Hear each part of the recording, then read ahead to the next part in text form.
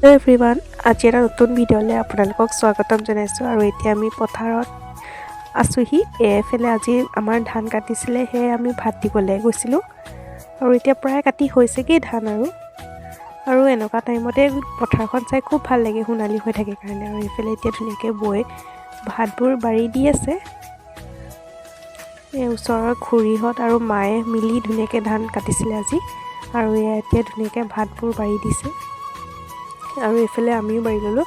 এইখন মানুহজনৰ থালি আৰু এইখন মোৰ মানুহজনৰে যি খায়, মই চব নাখাওঁ সেইকাৰণে। আৰু এতিয়া আমি খাই বৈ ধুনীয়াকৈ বহি আছোঁ।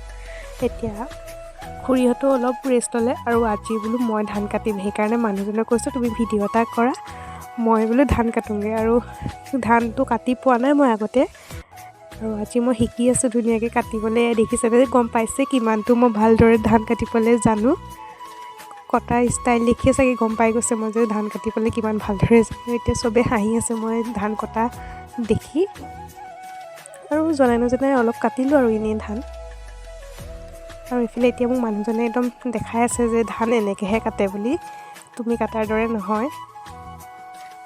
আৰু এতিয়া শিকিম আৰু লাহে লাহে গাঁৱলৈ বিয়া হৈছোঁ যদি। আৰু এইফালে পূৰা পোৱালিও লাগি গৈছে মোক দেখি ধান কাটিবলৈ। সিও কৈ গৈছেগৈ খুৰীয়ে ধান কাটিবলৈ নাজানে, হাঁহিছে। আৰু এইফালে এতিয়া ধুনীয়াকৈ বৈও কাটিবলৈ ৰেডি, আৰু বৈ কাটি আছে এতিয়া ধান। আৰু আজি ধান কাটোতে ফৰিং পালে, পোৱালীয়ে দেখাই আছে ফৰিং মোক।